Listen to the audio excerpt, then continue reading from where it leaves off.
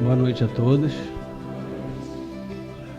Que o Mestre Jesus esteja conosco e os nossos amigos espirituais também, de maneira que a gente possa aqui fazer uma troca. A figura de alguém que vem aqui como palestrante nada mais é de alguém que também está tentando aprender. Cheguei, juntei alguns livros, a gente vem desenvolvendo esse estudo sobre super-heróis já tem mais de um ano, passamos no Chico Xavier lá em Búzios, passamos em outras casas também. E o sentido de levar esse estudo, ele tem muita relação com as metodologias pedagógicas que são utilizadas como ferramenta de ensino. Nós vemos que essas metodologias foram sempre utilizadas ao longo dos tempos pelos mestres da apresentação de uma determinada informação, como o próprio Jesus, com as ferramentas que se existiam naquela época. Tal era que naquela época de Jesus, nem todos eram pessoas que acreditavam em um único Deus. Existiam os gentios, que eram os pagãos, que acreditavam em mais de um Deus, e veneravam alguma determinada força da natureza como um vínculo com a divindade. Jesus, ao querer explanar as possibilidades de cada um de nós, falava: vós sois deuses, vós sois esses mitos, esses super-heróis, esses símbolos que vocês criaram, que podem fazer o que eu faço e muito mais. É claro que a gente precisa ter o filtro do Evangelho e o filtro da doutrina espírita para a gente poder compreender melhor. Mas o sentido de nós trazermos os super-heróis é que a gente traga esse símbolo que faz parte do conteúdo da juventude. Eu, inclusive, tenho mais de 500 revistas dentro de casa que eu já não sei nem mais onde colocar, minha época de faculdade, gosto muito do tema. E adoraria que essa fosse uma ferramenta que pudesse ser utilizada no meu processo de evangelização. E veio a oportunidade através do estudo dos super-heróis. E aí a gente vai buscar lá no livro O Homem Integral, Joana de Ângeles, psicografia de Valdo Franco, onde Joana diz assim: a história do homem, esse é um capítulo intitulado Mitos.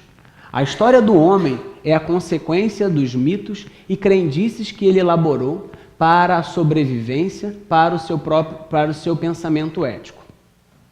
Então, essa figura do mito, ela faz parte de um registro da história do pensamento evolutivo humano.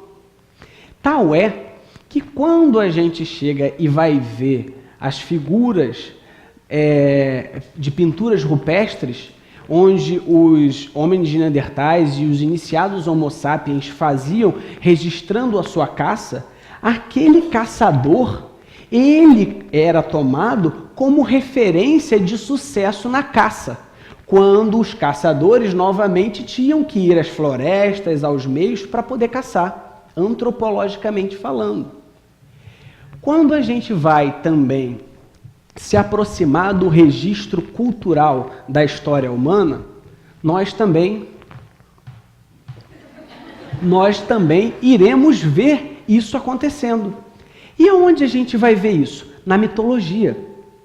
A mitologia grega, iniciada pela figura de Cronos como pai dos deuses, Zeus, Poseidon, Ares, Hera, entre outros, começa, como Deus supremo, a traçar essa história cultural.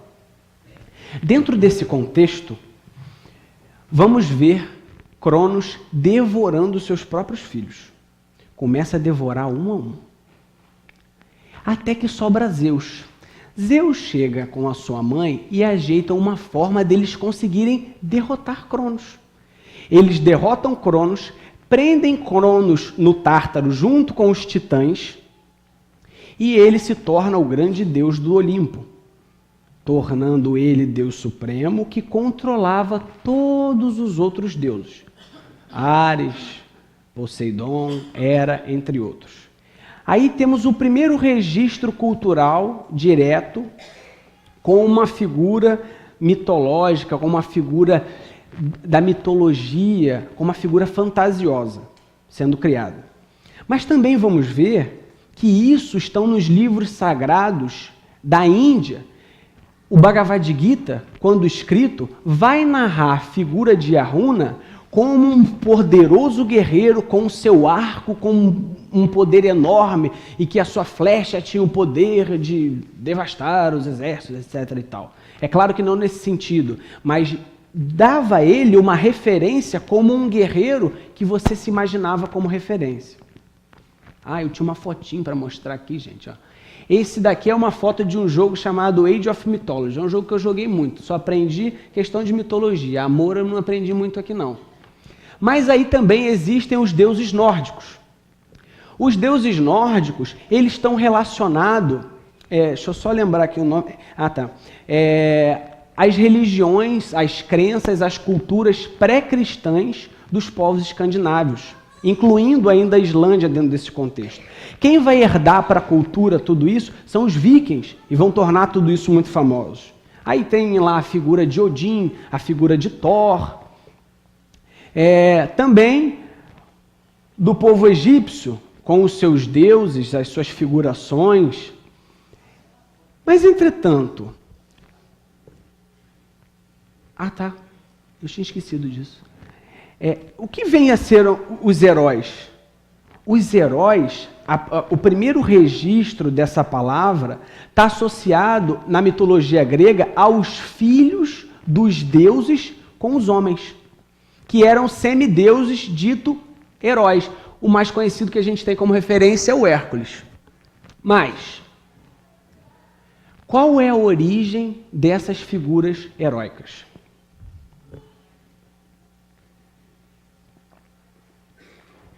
Novamente no livro de Joana, a gente vai ver que medos e ansiedades, aspirações e sofrimentos estereotipam-se em formas mitológicas que refletem o estágio evolutivo.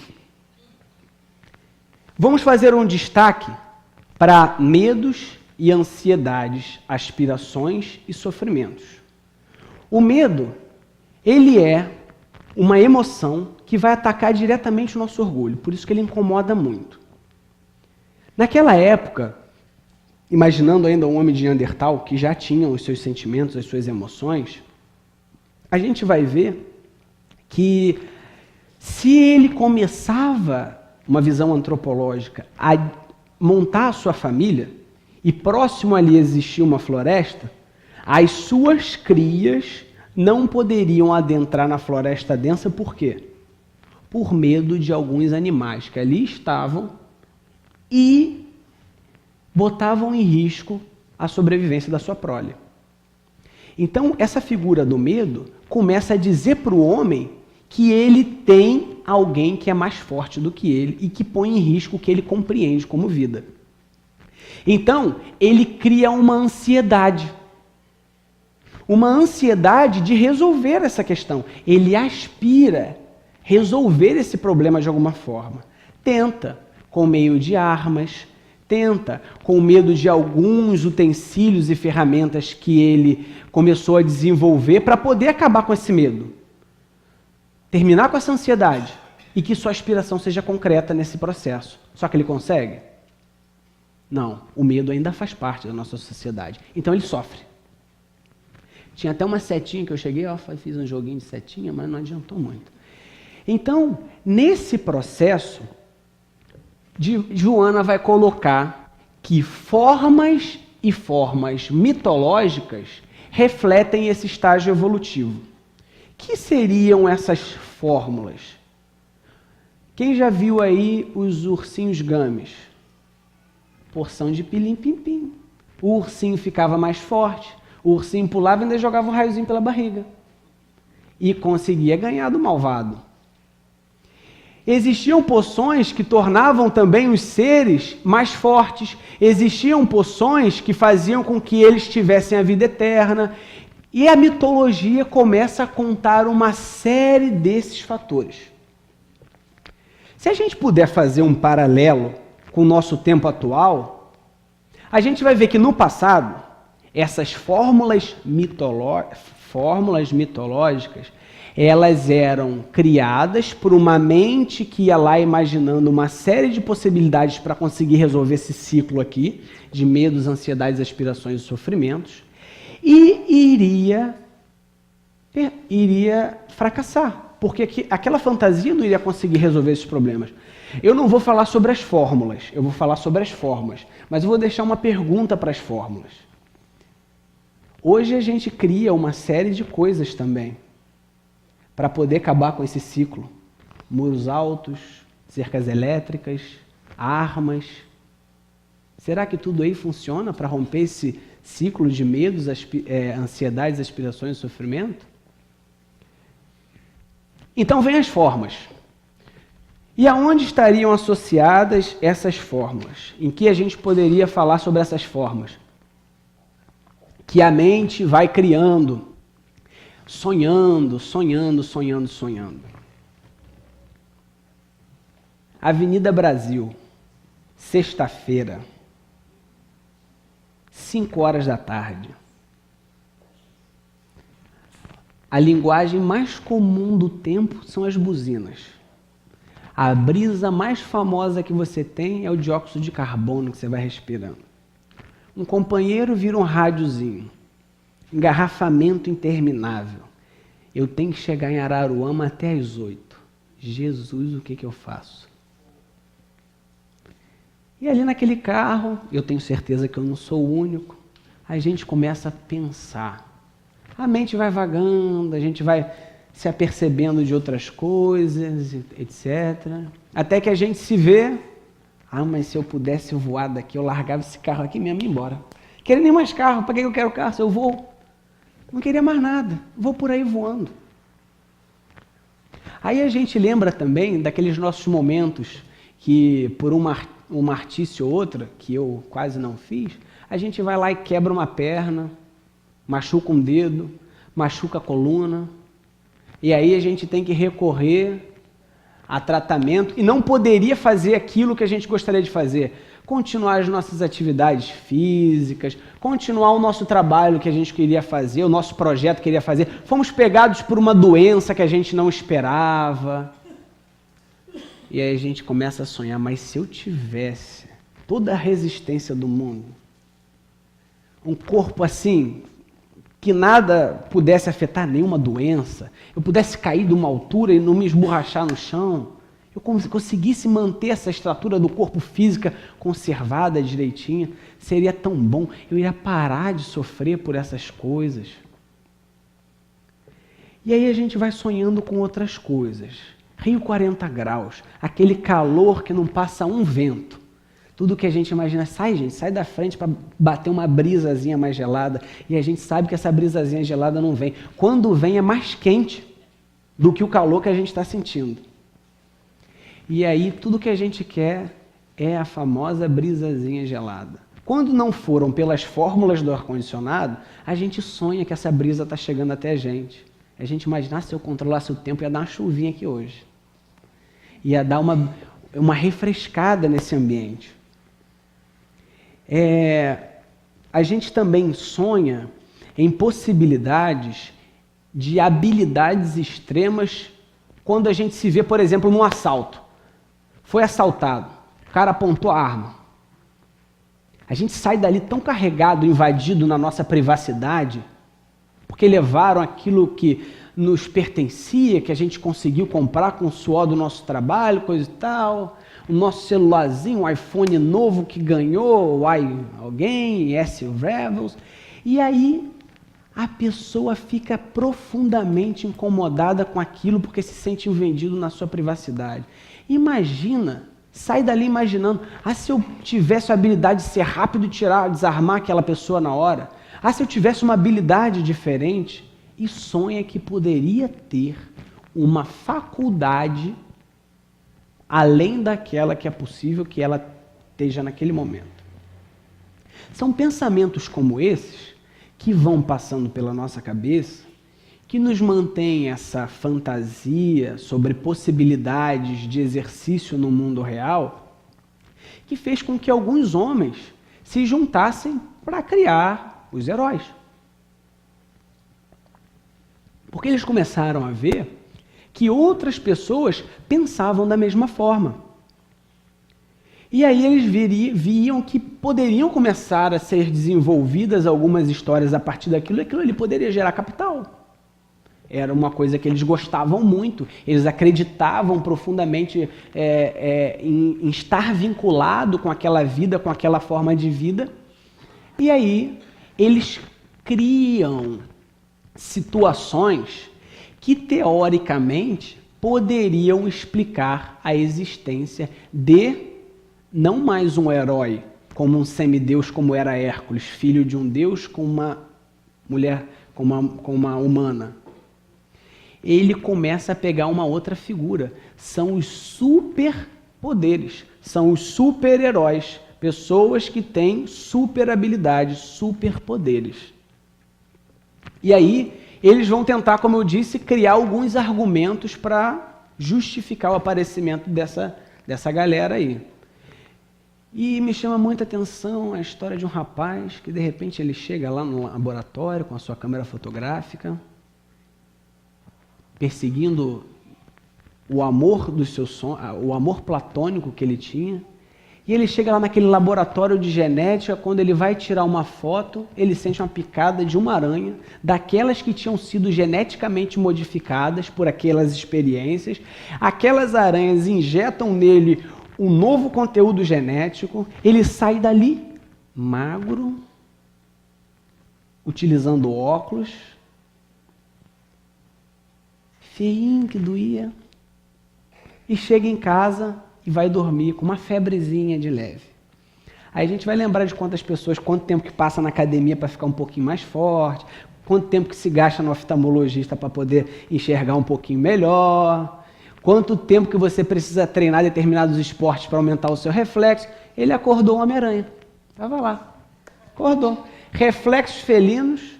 Ele conseguiu, mais forte, se olhou no espelho, estava mais forte, não precisava usar de óculos, do dia para a noite, gente. O garoto ainda era inteligente, arranjou um aparelhinho que cuspia teia. E ele vai para a escola de teia, pelas cidades de Nova York. E eu adoraria ir para o meu trabalho passando a teia embaixo da ponte Rio-Niterói até chegar no meu trabalho, mas não é a realidade. E vemos também figuras que tinham um intelecto, não tinham super habilidades, e que construíam determinadas situações para poder se valer contra o inimigo. E aí a gente vê a figura do Batman. O homem sombrio que anda pelas noites, tem o bate-carro, bate-avião, bate-lancha e os bate-tudo. Bate-tudo.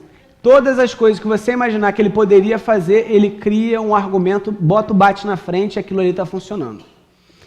Existe também uma figura, essa é uma particular, eu gosto muito desse, que eu vou falar agora, que também é um rapaz que entra num laboratório experimental, de repente ele fica lá dentro e é bombardeado por uma série de raios gamas. Eu fiquei um tempo na faculdade e eu desde tudo que eu estudei de química, eu não lembro que raios gamas alteravam propriedades particulares físicas da gente, a ponto de nos tornar um ser forte, grande, verde, com resistência a tudo. Mas ele se tornou.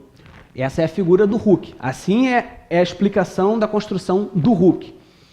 Também tem a figura do Homem de Ferro, que é um homem muito rico, muito inteligente, constrói uma armadura superpotente que permite ele voar e fugir do engarrafamento, que permite ele ser mais forte do que qualquer outro, que permite ele chegar onde a gente não chega com tanta facilidade porque ele corre mais do que os caças, jatos e aviões, etc. Ele ainda consegue falar ao telefone enquanto dirige, porque na armadura dele está conectado o telefone. Isso daí é anti-lei. E, finalmente, se nós mulheres, da última vez que eu fui fazer essa palestra, brigaram muito comigo, as mulheres falaram, mas você não vai falar de nenhuma herói mulher? Aí está a figura da Mulher Maravilha. Os seus braceletes que refletem bala, que fazem tudo. Nasceu em Temísia, filha de uma rainha, tem super força, pode voar, tem um laço e tem um avião invisível. Essa é a maneira que ela estaciona onde ela quiser, né?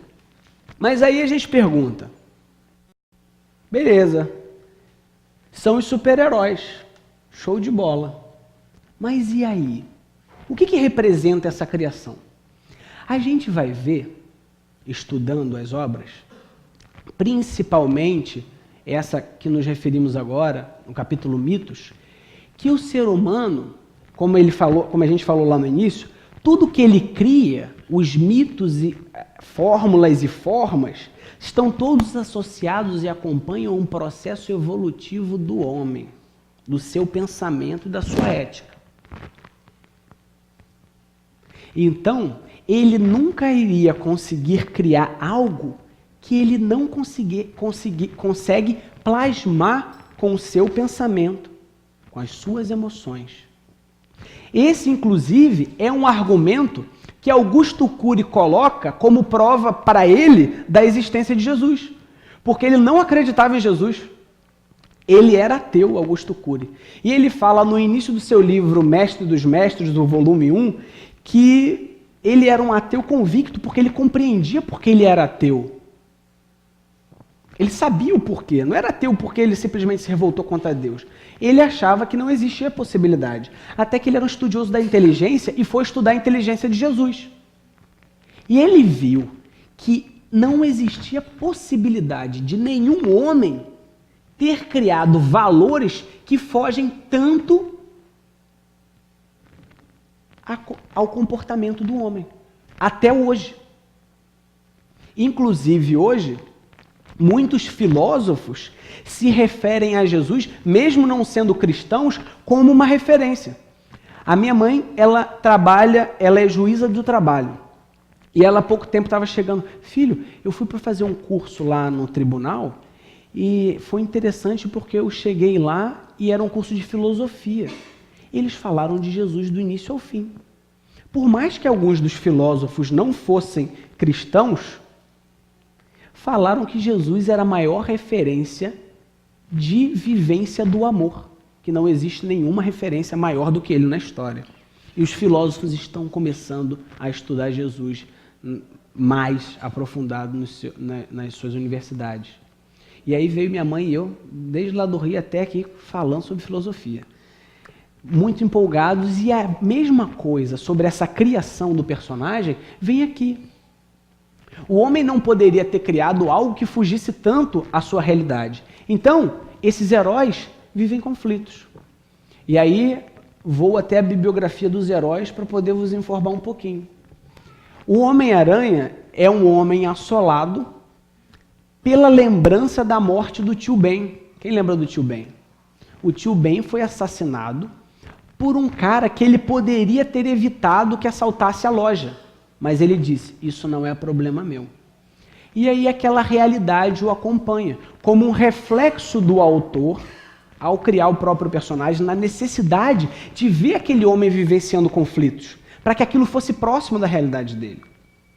O Hulk, apesar dele ter a super força e a super resistência, a super força dele não consegue fazer com que ele segure pensamentos ruins de entrarem na sua cabeça. E que altere o seu estado de pensamento para um estado de raiva.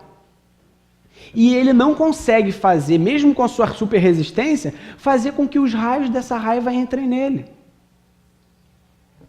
O Batman também é um cara assolado, apesar de todo o dinheiro, apesar de toda a inteligência. Por quê?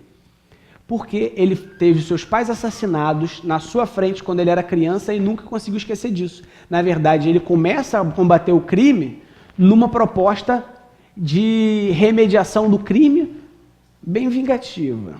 Bem vingativa. Mas será que só existem heróis dos quadrinhos? Hoje temos outras referências de heróis. Muitos de nós queremos ser o modelo da capa da revista tal. É uma referência. Gostaríamos de ser o empresário mais bem-sucedido tal. Em menos de 5 anos, eu serei o homem mais rico do mundo. Você acha 5 anos pouco? Disse um certo homem rico numa entrevista. E hoje, o cara está quase... Está bem difícil a coisa para ele. Existem outras referências também, referências de beleza, referências no esporte, padrões, mitos que a gente toma como se fosse algo lá na frente que a gente gostaria de seguir. Mas todos estes não conseguem fugir da sequência dos medos, das ansiedades, das aspirações que levam ao sofrimento. Porque eles, mesmo com isso, eles não conseguem resolver os problemas internos deles mesmos e muito menos do mundo. Porque a superforça, ela pode segurar uma mão, mas ela não tem superforça para transformar impaciência em paciência. Vamos ver também que a superresistência, ela pode fazer com que um corpo não adoeça. Às vezes a gente quer o milagre de não adoecer. Às vezes a gente gostaria de não quebrar nenhum osso, nem nada assim, da fraqueza do corpo.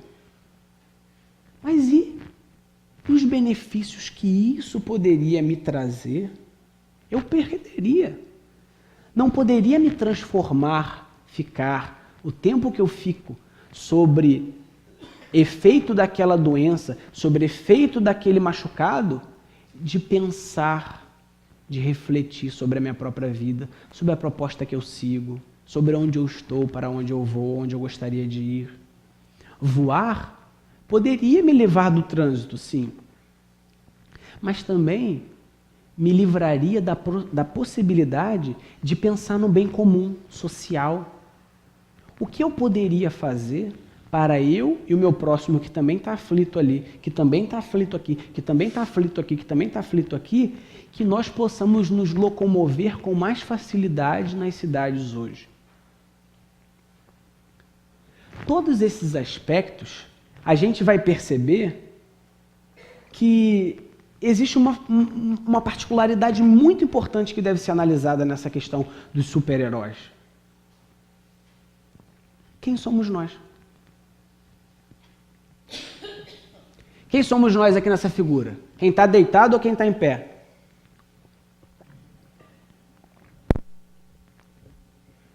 Quem está deitado ou quem está em pé?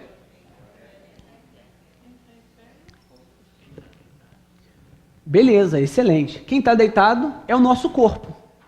Quem está em pé somos nós desdobrados, o espírito. Beleza. Agora aqui. Aonde que está o superpoder se eu fosse um superpoderoso que tivesse super força? Está em quem está deitado ou quem está em pé ali? Em quem está deitado ou quem está em pé? Se eu tivesse super força? Em quem está deitado. Se eu tivesse super resistência? Se eu pudesse voar? Todos esses sonhos são tão mundanos que eles estão voltados a toda uma proposta de vida materialista. Porque mesmo... Aí, Gabriel, mas existe aquele superpoder que controla a mente. Controla a mente? Vai lá reler nas referências bibliográficas das revistinhas como é que é esse cara que controla a mente.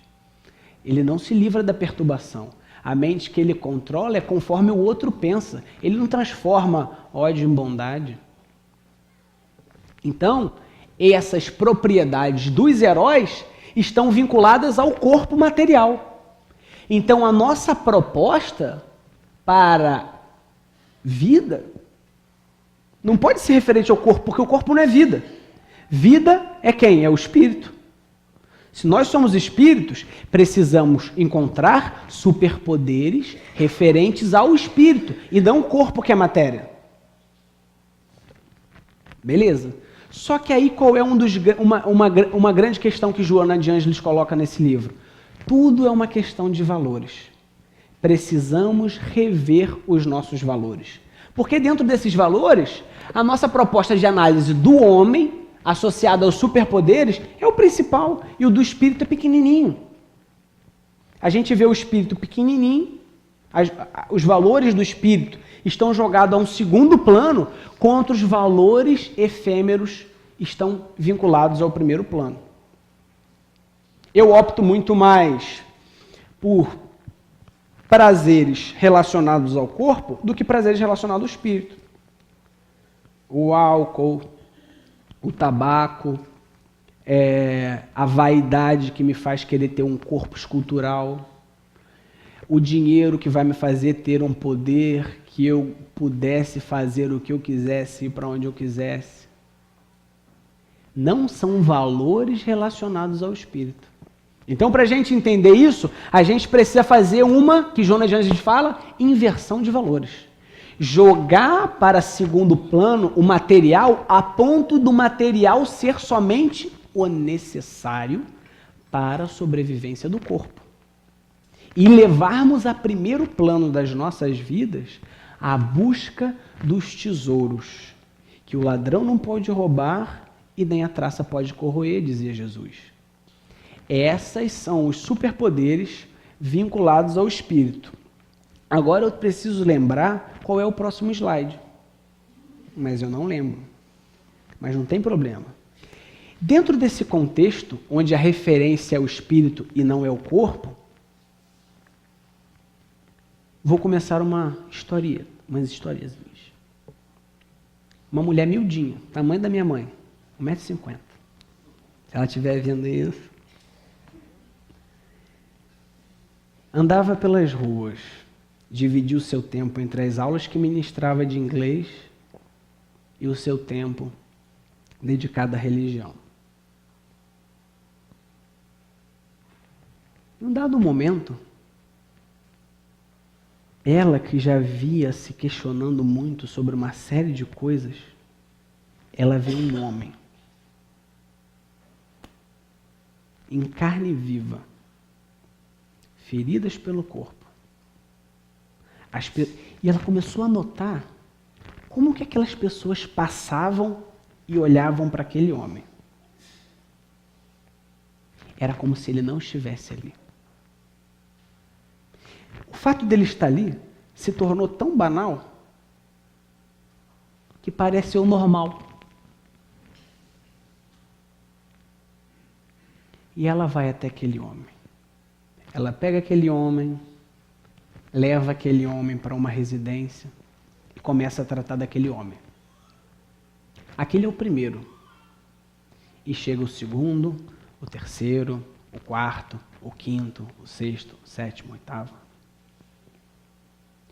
E aí, como o que era normal era deixar o cara de lado,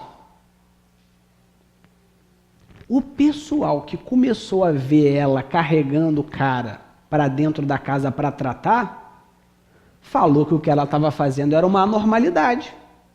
Até porque o que ela fazia era em nome de um tal de Jesus. Mas ela não pregava para os caras.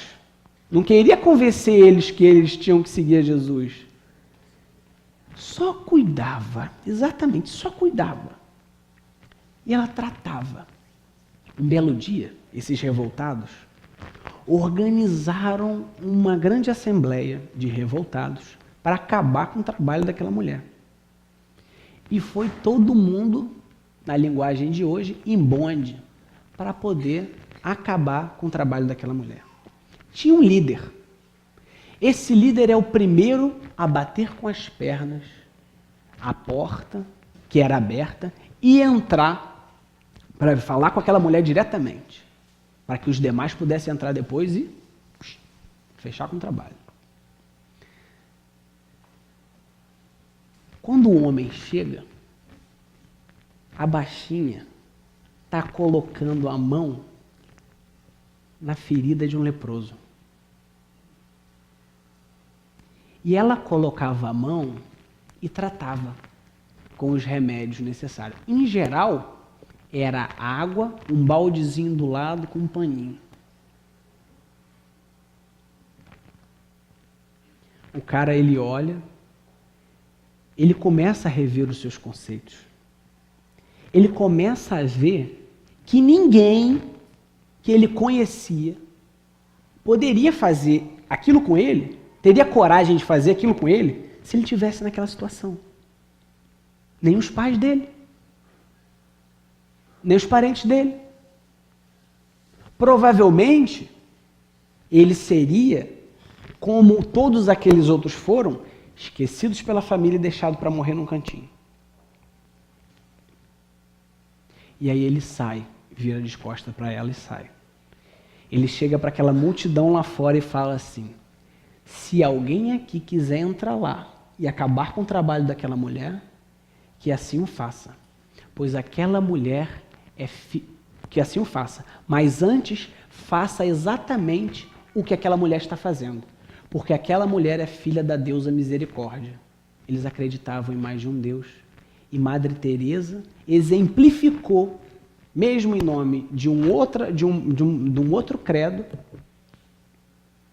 o que seria esse amor, o que seria essa misericórdia, ao ponto dele, segundo as suas referências, elevar aquela mulher como deusa, como mito, como super-herói.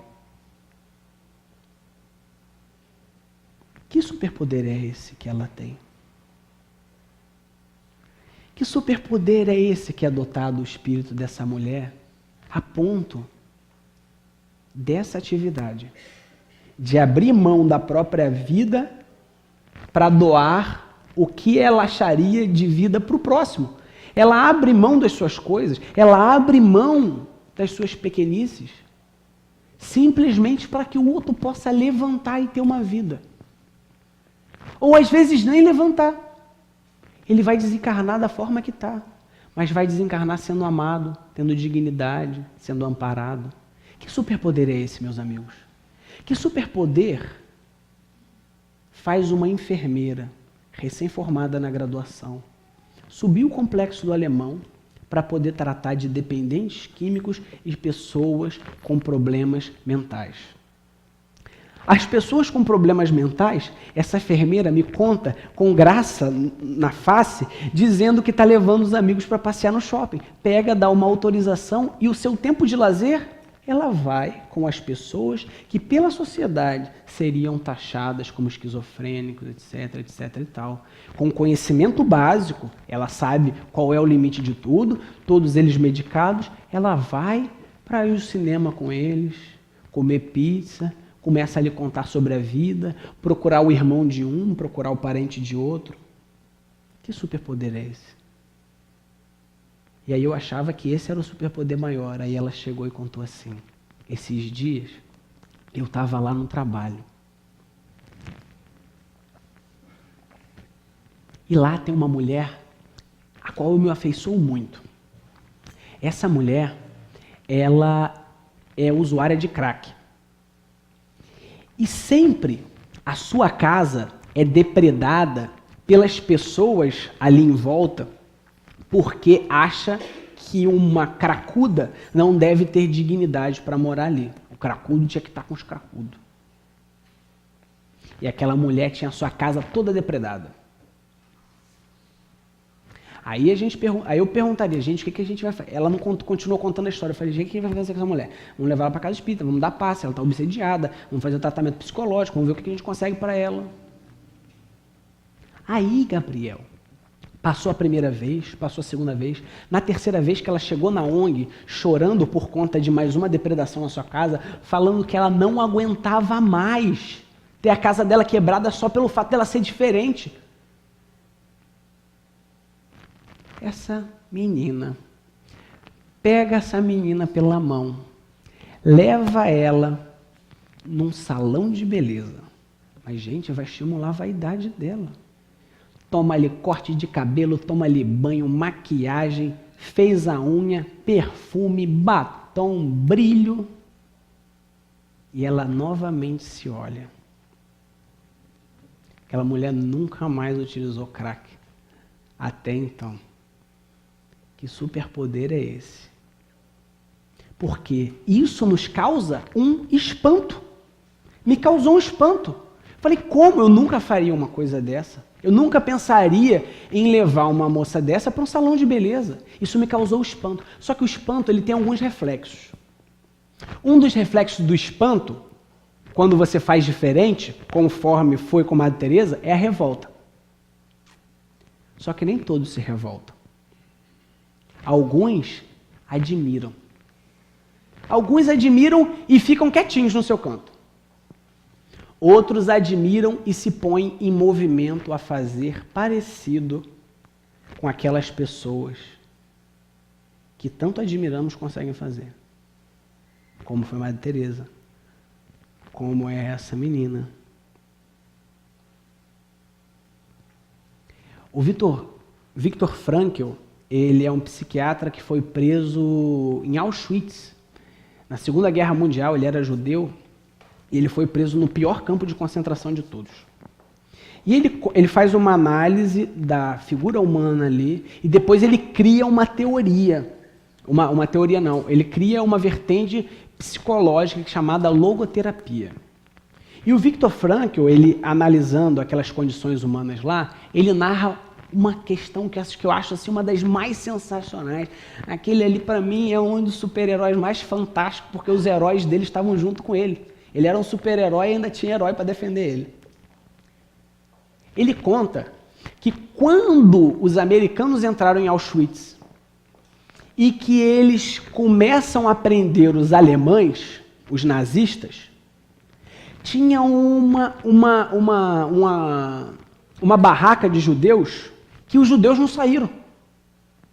Aí eles entraram para ver. Aí todos os judeus estavam num canto assim, todos eles juntos. E aí os americanos falaram, ué, o que vocês estão fazendo aí? A guerra acabou, podem sair.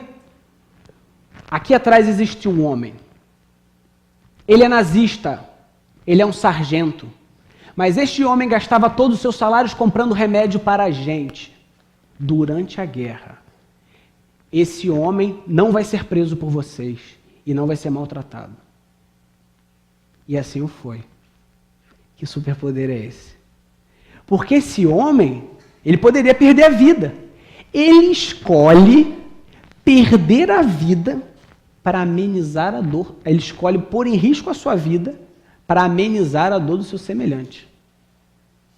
Sensacional essa, né? Esse super-herói, eu acho ele muito fantástico. E aí, a gente vai se perguntar, como é que funciona isso? E nós? Aonde a gente entra nessa história? Nós precisamos trocar os nossos valores. Nós somos espíritos. Será que como espíritos, e mais, espíritos espíritas, com a responsabilidade de sermos espíritas, com a possibilidade que a gente tem nas mãos de conhecer tudo isso, de reinterpretar as coisas do mundo.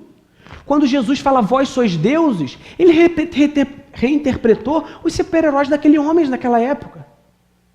Ele já falava sobre essa questão dos super-heróis. A gente vai ver Joana colocando, mas vai ver que Joana coloca, mas quem já colocava isso também é... Como é que é o nome dele? Carl Gustav Jung. Ele tem um livro que trata disso. Eu não pude ler essa biografia, porque é grande esse livro aí, e eu estava me focando nos super-heróis que eu conhecia. Ela não conhecia tanto ali naquela época, o Carl Gustav Jung. Mas a gente precisa ter uma referência, que somos espíritos, e precisamos agir como espíritos, começar a valorizar as coisas do espírito. E é muito complicado. É muito complicado porque a gente tem que abdicar a mão dos padrões do mundo. Tanta coisa do mundo que ainda faz parte da nossa vida e que a gente precisa deixar.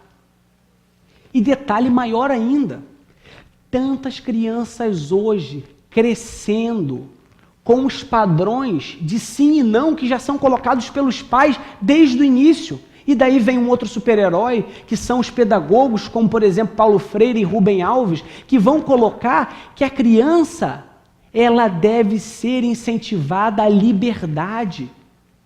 Não diretamente tolhindo as opções dela, mas dando a liberdade para que ela aprenda a ter autonomia. Daí um livro de Paulo Freire, deste tamaninho, que eu acho que todos os evangelizadores deveriam ler, chamado Pedagogia da Autonomia. De dar autonomia ao outro. De eu não educar o outro conforme simplesmente as coisas que eu gostaria que ele tivesse. Mas que ele tenha liberdade. E o Espiritismo nos dá essa liberdade. Jesus nos dá essa liberdade num campo de universo, de amor que a gente pode vivenciar. O amor, ele é ilimitado. Podemos decidir como vamos amar segundo uma base de caridade e amor ao próximo como a nós mesmos e a Deus sobre todas as coisas. E aí, eu trouxe uma palavra que resume bem, que não vai dar para a gente ver porque não está aparecendo, mas eu falo para vocês, que é uma frase do Evangelho que resume bastante tudo isso que a gente está falando. Renunciai a ti mesmo. Toma a sua cruz e siga-me, disse Jesus. Renunciai a ti mesmo. Você vai ter que renunciar a ti, vai doer. As coisas que você gostaria de fazer. Primeiro assim, esquece um pouquinho o que você gostaria. Vai doer, porque você gostaria de estar fazendo umas outras coisas. Beleza, qual é o próximo passo? Toma a sua cruz. Essa é a dor. Você vai ter que aguentar essa dor. E aí, qual é o caminho a seguir? Siga-me, disse Jesus. É o caminho dele. Ele é o maior modelo e guia para a gente. Agora, para a gente não ficar pensando que superpoder é algo muito grande, eu trouxe um vídeo que eu achei na internet, que é de uma divulgação, é de uma propaganda de uma empresa, mas ela retrata muito bem um gesto e uma criança retratando esse superpoder. Só para a gente fechar. Meu nome é Sara, eu tenho 8 anos, eu tive leucemia linfática aguda.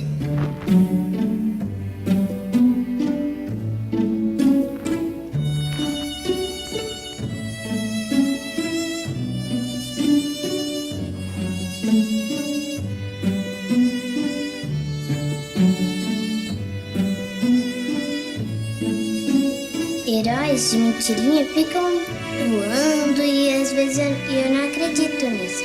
Eu acredito que tem vários heróis que não querem aparecer, mas eu sei que eles existem. Você não pode olhar pra agulha, porque senão se você olhar, daí você passa mal.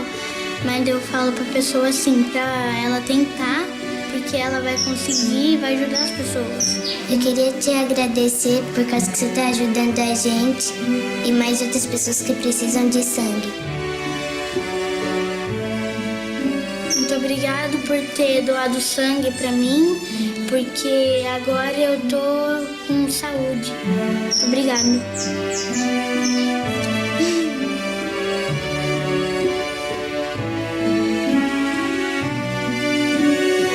Ajude a salvar mais vidas. Acesse doasanguepelobrasil.com.br e saiba como participar. Doar sangue é um imenso ato de carinho. E quando a gente dá carinho, ele sempre acaba voltando.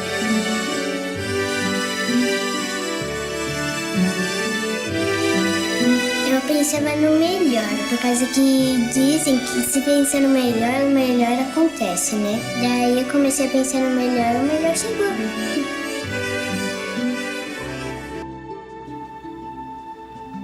Essa foi o videozinho pra gente finalizar. Eu agradeço muito a oportunidade. Uma criança falando sobre a reinterpretação dos super-heróis. Muito obrigado.